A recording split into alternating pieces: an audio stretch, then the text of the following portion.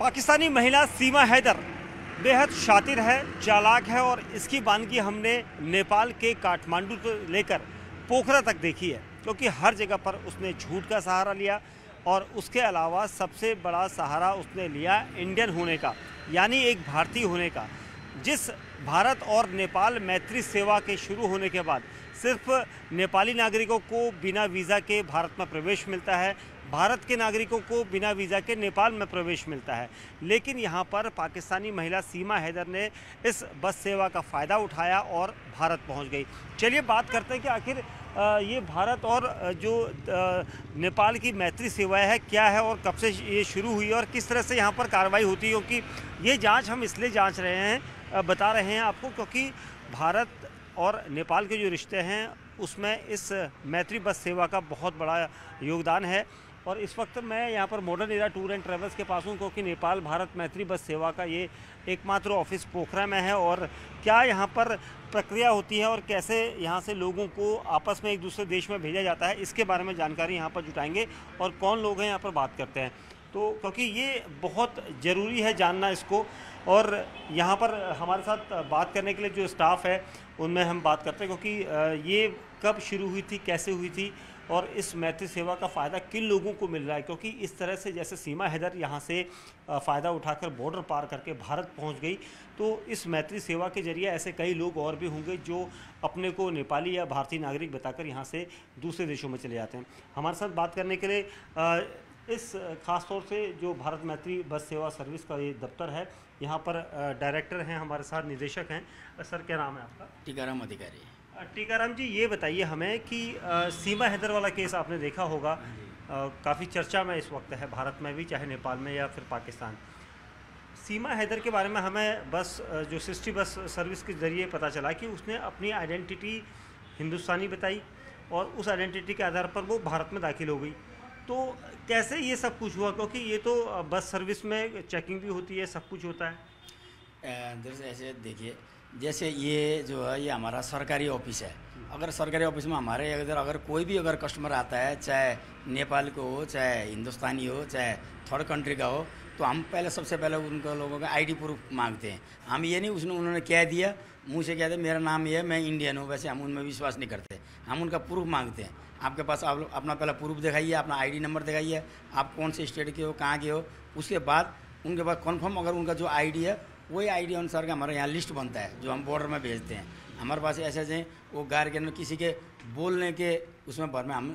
किसी यात्री को उसको इजाज़त यहाँ से जाने का नहीं देते। हम पूरा हमारे को उनका आईडी प्रूफ, वो कौन सी कंट्री का, कहाँ से, अगर जैसे कोई फॉरेनर आता है, वीज़ा वाला आता है, तो उसका जैसे वो अगर वो बाई एयर आता है तो वो बाई एयर ही जाना पड़ेगा उसको, बाई बस अलाउड नहीं है। अब जैसे कोई थर्ड कंट्री का आदमी जो बाहर से अगर बाई बस आया तो हम उससे कंफर्म कर लेते हैं पहले कि आप कौन सी कंट्री से आए, क्या आपका पासपोर्ट लाइए। उसके बाद हम उसके पासपोर्ट की फ़ोटो स्टेट रखते हैं, उस पासपोर्ट का हम नंबर नोट करते हैं, नंबर नोट कर वैधानिक तरीक़े से, क्योंकि मतलब आप भी जैसे सिटी बस सर्विस दे रही है उसी तरह से आपका ऑफिस भी माना जाए। हाँ, ये हमारा और की जगह ये जो कन्फर्म जो नेपाल में जो है जो ओरिजिनल जो वैधानिक जो ऑफिस है वो यही ऑफिस है। आपके इस दफ्तर से कई ऐसे लोग होंगे जो पहले भी पाकिस्तानी अगर होंगे, क्योंकि आप लोगों ने दस्तावेज चेक किए होंगे तो निकलते हैं, ऐसा हुआ आज तक? नहीं, वैसे तो ऐसे तो हुआ नहीं, लेकिन जो जिसके पास ओरिजिनल डॉक्यूमेंट है, जिसके पास वीज़ा है, उन लोगों को तो हमने यहाँ से भेजा है। कोई किसी के कहने के उसमें कि मेरे पास है, मेरा नाम ये है, मैं हिंदुस्तानी हूँ या कुछ, वैसे हमने भेजा नहीं। वैसे आने में तो अभी ये जैसे ये देखिए, अब ये आपका नेपाल भारत फ्रेंडशिप ऑफिस है, यहाँ पे लोग घूमने आते हैं, ये पर्यटक नगरी है पोखरा नेपाल का, यहाँ कितने लोग आते हैं। लेकिन जैसे एयरपोर्ट से अथवा स्टेशन में जैसे लोग आते हैं, ये भी वैसी ही जगह है, ये वैसी जगह है। यहाँ वैधानिक तरीक़े से हम वो जो लोग आते हैं उनका डॉक्यूमेंट चेक करके भेजते हैं, बिना डॉक्यूमेंट चेक किए हम नहीं भेजते हैं। अगर जिस तरह से सिटी बस सर्विस की तरफ से पूछा गया था सीमा हैदर से कि क्या उसके पास आईडी है, तो उसने खुद को भारतीय नागरिक बताया और उसने बोला कि मेरे पास आईडी है, और उसके बाद बस में बैठ गई। तो ये आईडी यहाँ से जब बॉर्डर तक पहुँचती, क्योंकि उनके द्वारा तो नहीं बताया गया हमें कि यहाँ पर कैसे कहाँ पहुँच गई, हमने तो बस यहाँ से टिकट करवाई और भेज दिया उसे। वहाँ पर बॉर्डर पर किस तरह से निकलती है गाड़ियाँ? ऐसा है जैसे कि हुआ क्या, जैसे हमारा जो फ्रेंडशिप जो जो हमारे को बॉर्डर दिए हुआ है सुनौली, जैसे सुनौली बॉर्डर कैसे, सुनौली बॉर्डर में जाने के बाद जिस हिसाब से गाड़ी चेक करती है, चेक होती है हमारी, जैसे वहाँ जो जैसे बॉर्डर फोर्स है, एसएसबी है, जिस तरीके से वो चेक करते हैं, अगर थर्ड कंट्री का अगर कोई व्यक्ति होगा तो उसको एसएसबी के चेक करने के बाद फिर आगे जाके एप्लीकेशन है, वहाँ उसको पासपोर्ट या उसका वीज़ा दिखाना पड़ेगा, जब जाके वहाँ से वो कर सकता है। वो गाड़ी कौन से बॉर्डर से गई, या जिस बॉर्डर में एप्लीकेशन नहीं था, जिस बॉर्डर में आपका वो आपका जो है एसएसबी चेकिंग लूज था, तो किस हिसाब से गई वो। लेकिन उन लोगों का भी एक गलती ये है कि जैसे मान लो कोई आ गया, कोई विश्वास के आधार में आ गया और उन्होंने आईडी मांगा, जब उन्होंने जब उसे आईडी दिया ही नहीं, या ये बोला कि मैं हिंदुस्तानी हूँ, सिर्फ कहने से तो नहीं होता कुछ, तो उन्होंने भी, उनका फ़र्ज़ बनता था कि वो आईडी मांगने का, आईडी मांगने। अगर उन लोगों को अगर आईडी नहीं मिला तो फिर उसके बाद उन्होंने क्या करना था अपने लिस्ट में, अपने कस्टमर को, अपने वर्कर को, ये फलाने नाम का 2-3 आदमी चढ़ा लेकिन इन्होंने आईडी पेश नहीं किया, तो तुम लोग इस रास्ते में आईडी मांग के इनका आईडी भरना, आईडी प्रूफ हमारा जो लिस्ट है वो भर के एसएसबी को देना। वो काम करते हुए उन्होंने किया नहीं किया, वो उन लोगों की बात है। कौन सी जगह की सुरक्षा में कमी आपको दिखती, क्योंकि एसएसबी नेपाल की भी रहती है, भारत की? ऐसा है, अब कमी तो जो जैसे ये आपका फ्रेंड्स एक देश से दूसरे देश में जाने का पहले नंबर में जो है कि जो हमने दिया, तो वैसे बहुत से बॉर्डर दिए हुए हैं, नेपाल से भारत जाने के लिए बहुत से बॉर्डर दिए हुए हैं। कौन कौन से बॉर्डर? लेकिन है अब जैसे अब इधर पूर्व में पड़ता है आपका, जैसे पानी टैंकी हुआ, जोगमणि हुआ, रक्सोल हुआ, आपका सुनबरसा हुआ, और आगे आपका सुनौली हो गया, खुनुआ हुआ, बर्नी हुआ, और एनजी रोड हुआ, बनवासा हुआ, गोरीफेंटा हुआ। लेकिन इनमें से कुछ ही बॉर्डर ऐसे हैं जिनमें वीज़ा दिया जाता है। अच्छा। जो थर्ड कंट्री का जो आदमी आया, जैसे मान लो एक ही बार अगर इस रूट से जाएगा, या तो सुनौली में है वो जो वीज़ा देने वाला कस्टम, या फिर जाके एक बार एनजी रोड में है, या फिर जाके बनवासा है। जैसे बीच का जैसे बॉर्डर है, जैसे खुनुआ बॉर्डर हुआ, जैसे बर्नी बॉर्डर हुआ, जैसे कोकरबा बॉर्डर हुआ, ऐसे ये छोटे शाखा बॉर्डर है ये। और उस बॉर्डर से अगर कोई आदमी, अगर कोई वैसे थर्ड कंट्री का आदमी छुप के अगर कोई निकलता है, कुछ होता है, सबसे पहले नंबर में जो गाड़ी वो यात्री लेके जा रहा है, उस गाड़ी में आपका 32 पैसेंजर है, तो जब एसएसबी चेकिंग हो रही है उस टाइम में 32 पैसेंजर है कि नहीं, वो कन्फर्म होना चाहिए। और जब एसएसबी जो चेकिंग होता है, तो एसएसबी का फ़र्ज़ बनता है, क्या बनता है, सबसे पहले जिन उनके हाथ में जो लिस्ट दी जाती है, वो लिस्ट में अगर 32 पैसेंजर है तो वो गाड़ी में 32% है कि नहीं। अगर वो गाड़ी में 32% है और वो उस गाड़ी वैधानिक तरह से जा रही है, और वही गाड़ी फिर अगर वापस आती है, तो जो आदमी जो टूरिस्ट जो परमिट होता है उसमें क्या होता है, टूरिस्ट परमिट का मतलब होता है जिस आदमी को, यात्री को आप यहाँ से नेपाल से भारत घुमाने के लिए ले जा रहे हो, उन्हीं को वापस लेके आना है। जैसे 32% जिस बॉर्डर से वो गया है, जो लिस्ट उनके पास 5 तारीख को अगर वो लिस्ट है, अगर 8 तारीख को वो गाड़ी वापस आती है, तो वही लिस्ट वो मैच करेंगे, वही आदमी गाड़ी में होना चाहिए। और अगर कोई जो भारतीय नागरिक, जैसे उसने खुद को बताया, वो तो टूरिस्ट वीज़ा पे गई नहीं, उसने तो खुद को भारतीय नागरिक बताया, उसकी अगर वापसी नहीं होती तो उसके लिए क्या चेकिंग कीजिए? अगर जैसे मान लीजिए वो चेकिंग में 32 के अंदर मान लीजिए वो महिला भी थी, वो गाड़ी गई भारत, गई बाहर घूमने के बाद 1 हफ्ते के बाद अगर वापस आती है, तो जो बॉर्डर के पास जो पहले की जो पैसेंजर लिस्ट जो होती है, वो लिस्ट और वो लिस्ट दोबारा से जब वो गाड़ी आती है, वो दोनों लिस्ट मैच होना चाहिए। मैच होना चाहिए, मान लीजिए वो तो वो हैदर जो अपना नाम बदल के हिंदुस्तानी बोल के झूठ बोल के जैसे वो निकल गई, तो अगर उसका फ्रेंड में उसका 2 नंबर या 3 नंबर में उसका नाम लिखा होता है, तो उस नाम का ना तुरंत इंक्वायरी हो सकती है एसएसबी से। ये 3 नंबर सीट में जब आप 5 तारीख को गए थे, तो यहाँ से इस महिला का नाम था, अब आप वापिस आ गए तो ये महिला कहाँ है, उसका जो उत्तरदायित्व किसका है कि जो कौन सी कंपनी वो ट्रैवल करा रही है, कौन सी कंपनी वो लेके गई है, वो आदमी क्यों नहीं आए। अगर वो बीमार है, हॉस्पिटल का प्रूफ होना चाहिए। डेथ हो गया कहीं हादसे में, डेथ सर्टिफिकेट चाहिए। अगर वो कहीं वो वीज़ा लगा के कहीं बाहर जा रही है, तो कम से कम वो गाड़ी उनके लिस्ट में वो प्रूफ होना चाहिए, प्रूफ दे के जाना पड़ेगा उसको। लेकिन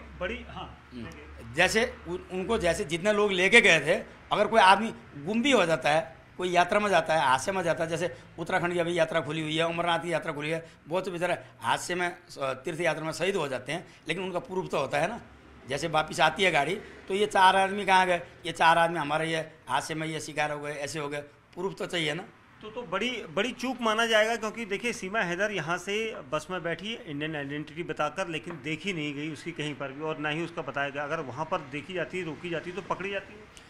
हाँ बिल्कुल, अगर वो जिस हिसाब से यहाँ से जैसे गाड़ी में इन्होंने लिस्ट बना के भेजी, वो लिस्ट अगर सही किस्म से चेकिंग हुई होती तो उस गाड़ी में कितनी पैसेंजर थे, कितने पैसेंजर थे, वो तो कम से कम जब वो यहाँ से नेपाल से काठमांडू रही, काठमांडू से पोखरा आई, पोखरा से फिर वो दिल्ली के लिए निकली इंडियन बता के, तो कम से कम अगर बॉर्डर में उसका अगर नाम चढ़ के तो एसएसबी का फर्ज तो होना चाहिए ना। ये उन्होंने ये पूछना चाहिए कि चलो यही महिला जिस नाम, उसने नाम तो दूसरा लिखवाया होगा, लेकिन वो नाम भी अगर लिखा है, लेकिन वो दूसरा नाम भी लिखवाने के बावजूद भी उसकी आइडेंटिटी होनी चाहिए, वो मिली कि नहीं मिली, उसका है कि नहीं है।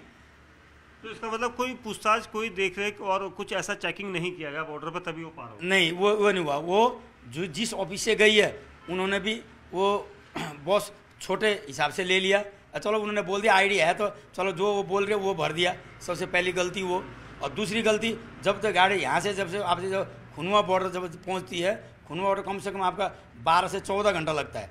14 घंटे तक भी लगता है। तो गाड़ी के अंदर फर्ज होना चाहिए कि अगर किसी को कंपनी को अगर डाउट लगता है तो फलाने नाम के ऐसे आदमी गए थे, उन लोगों को मेरे को डाउट है, उसको तुरंत चेक करो, या चेक करके अगर नेपाल की पुलिस में या अगर इंडिया के अगर बॉर्डर में भी पहुंच गए हो, बॉर्डर में पहुंच गए, सर हमारे साथ ये ऐसी सवारी आई है लेकिन हमारे को शक लग रहा है, लेकिन इसने हमारे को आईडी दी नहीं अभी तक। अगर इतना फर्ज अगर वो गाड़ी वाले वो कर देते, फिर भी उधर सुरक्षाकर्मियों को, हमारे भारत के बॉर्डर फोर्स को, उनको काफ़ी सहायता मिल जाती। पहले अगर जब बस यहाँ से जाती है तो नेपाल एसएसबी चेक करती है? हाँ, सबसे पहले जब इधर से जाती है तो नेपाल चेक करती है इधर से जाते समय। उसके बाद में पूरे जगह भारत का एसएसबी चेक करते हैं, और एसएसबी के बाद फिर जाके पुलिस भी चेक करती है। पुलिस के बाद अगर कोई थर्ड कंट्री का है, उसको अगर किसी को वीज़ा लेना है तो फिर वो वीज़ा अप्लाई के लिए जो एप्लीकेशन होता है वहाँ करते हैं। और जिस बॉर्डर से वो गाड़ी गई थी, वो उस बॉर्डर में कोई एप्लीकेशन नहीं है। अच्छा, क्या नहीं है उसमें? एप्लीकेशन नहीं है, वो छोटा शाखा बॉर्डर है, उसमें खाली नेपाली को भारत जाने, भारत को नेपाल में आना अलाउड है बस। शाखा बॉर्डर से नहीं? हाँ, सादा बॉर्डर है ये, सिद्धार्थनगर के पास? हाँ, सिद्धार्थनगर के सादा बॉर्डर है, उसमें कोई एप्लीकेशन नहीं है। अच्छा, अगर वो गाड़ी अगर मान लीजिए सुनौली से वैधानिक बॉर्डर से गई होती, जहाँ एप्लीकेशन है कहीं होती, फिर भी वहाँ जैसे नेपाल के एसएसबी ने चेक किया, उसके बाद भारत के 2-3 जगह चेक करते, कुछ ना कुछ प्रूफ होता, पकड़े जाते। तो सिद्धार्थनगर पर ऐसा क्यों नहीं है? सिद्धार्थनगर वो तो सर अब ऐसा है, अब ये तो अब गवर्नमेंट का मामला है। और जैसे मैंने आपको बताया, कम से कम नेपाल में, पूरे नेपाल में जो हमारा जैसे बोला था मेची महाकाली जैसे बोला था, इस डिसीजन में जैसे आपका जैसा 5 से 6 दिए हुए एप्लीकेशन वाले जहाँ पे वीज़ा मिलता है, और बाकी जो है सब वो भाईबंदी के चारे जैसे भारत ने जैसे वो नाका खोल रखा है नेपाल और भारत के समझौते में, जिसमें उसका कोई आपका वो नहीं है, वीज़ा नहीं है, कुछ नहीं है, उसमें खाली वो भारतीयों को और नेपालियों को आने जाना है। क्या यहाँ पर बड़ी चूक भी माना जाएगा, क्योंकि जो बॉर्डर आपने बताया सिद्धार्थनगर का, क्योंकि वहाँ पर से जिस तरह से सीमा हैदर यहाँ से निकली थी और बिना बताए पाकिस्तानी वहाँ पर दाखिल चलेगी, तो ऐसे तो कई दूसरे देशों के लोग यहाँ से इस बॉर्डर से पार हो सकते हैं? बिल्कुल, अगर ऐसे कमजोर हो गए तो आपका तो कौन कहता है, जितने जैसे मान लीजिए अगर इतने हमारे नेपाल से भारत के इतने बॉर्डर जो छोटे बॉर्डर जो हैं वो हैं, उनमें तो आपको क्या कहता है, अगर कोई बाई चांस किसी की नज़र इधर पड़ गई तो ठीक है, नहीं तो कौन आ रहा है कौन जा रहा है, कौन सारे जितने भी हमारे जो भारत और नेपाल के जो बॉर्डर हैं, और नेपाल भारत के लिए तो कंट्री के लिए तो ठीक है, लेकिन कहने में तो ये भी कहा जाता है कि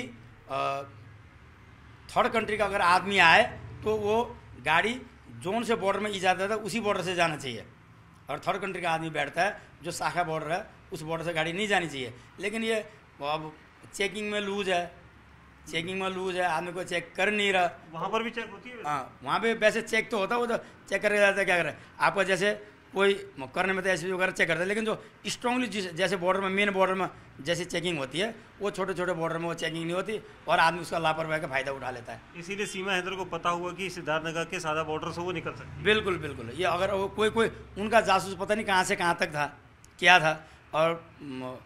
हो सकता है कि वो बॉर्डर से जहाँ से गई है बॉर्डर के नज़दीक तक तो उस बस में गई, उसके बाद हो सकता है उतर के कोई खेतों के रास्ते से कहीं से हो गए उस पार, तो बस तो निकल जाएगी उतनी देर में, मतलब जैसे उसके कोई जासूस होंगे, कुछ होंगे, आपको जैसे मान लीजिए कि किसी ने बोला होगा, उनके पास वो फ़ोन भी होगा, तो क्या कहते हैं, चलो बॉर्डर आने वाला है, तुम यहाँ से उतर जाओ, उतर के हम इस जगह में खड़े हैं, उस रास्ते से आ जाओ। मतलब ये मानते हैं आप भी किसी हो सकता है, किसी एजेंडे से पार करा दिया, वो भी हो सकता है एजेंट है। जैसे सबसे पहले हमारा कहना यह है, सबसे पहले होना चाहिए क्या है, सब सुरक्षा के लिए हमारा जो नेपाल और भारत का जैसे चेली बेटी के साथ खुला हिसाब, जो प्यार मोहब्बत वाला जो रिश्ता है, ये रिश्ते का फ़ायदा बाहर वाले उठा रहे हैं। सबसे पहले ये चीज़ टाइट होनी चाहिए हर एक बॉर्डर में, हर एक का अपना अपना कर्तव्य, जिसने वर्दी पहनी है उसने अपना कर्तव्य करना चाहिए, नेपाल हो चाहे भारत का हो, उसने अपना कर्तव्य ये करना चाहिए कि अगर ठीक है हमारा ये दो देश का भाईबंदी वाला जो हिसाब है, तो सिर्फ ये छूट हमारे लिए है, कोई थर्ड कंट्री का इसका फ़ायदा ना उठा ले, उसकी चेकिंग पूरी होनी चाहिए। यहाँ पर सीमा हैदर को किसी ने मदद की है तभी बॉर्डर पार कर दिया। हाँ, ये उधर ही से उसका चाहिए, अब क्या कौन सा जासूसी था, कितने दिन वो काठमांडू बैठी, और काठमांडू बैठने के बाद फिर पोखरा क्यों आई, पोखरा आने के बाद वो फिर ऐसे बॉर्डर में, और उसने क्यों आपका उसने मेरे को ये उसने क्यों वैसी गाड़ी चॉइस करी, जो गाड़ी आसान बॉर्डर से जाती है वो गाड़ी चॉइस क्यों हुई। अगर सीमा हैदर वो पैसे की कमी नहीं थी, वो बाई एयर यहाँ से पोखरा से by air Lumbini Siddharth international airport में बाई एयर यहाँ से फ्लाइट जाती है 12:30 बजे, वो उसमें भी जा सकती थी।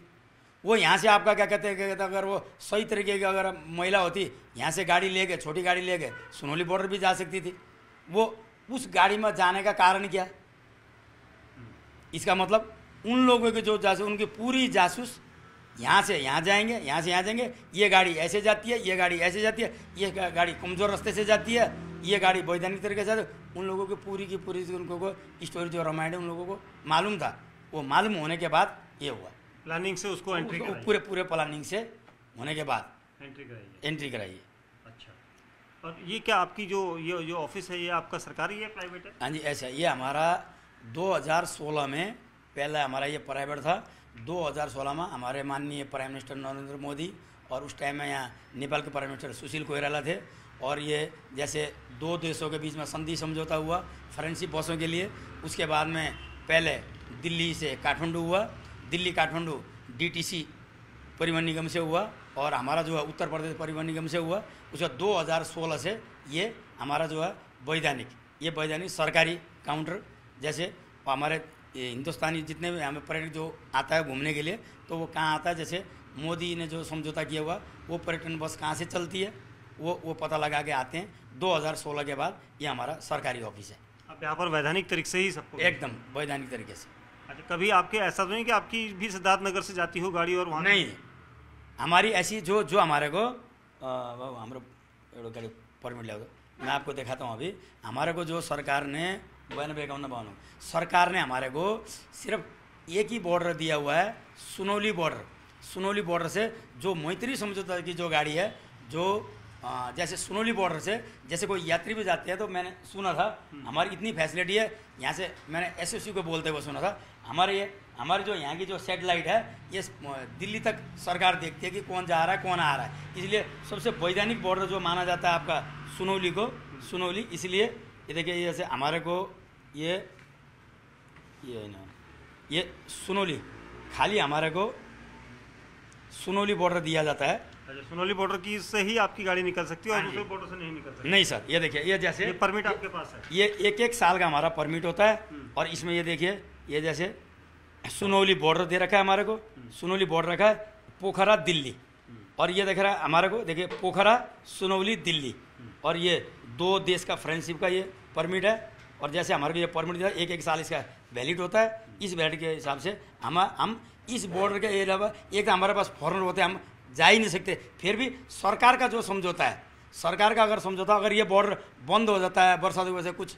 डिस्टर्ब हो जाता है, फिर जब तक भी हम और कोई बॉर्डर यूज नहीं कर सकते। हमारे को इसी सुनौली बॉर्डर से जाना है, यही सुनौली बॉर्डर से आना है।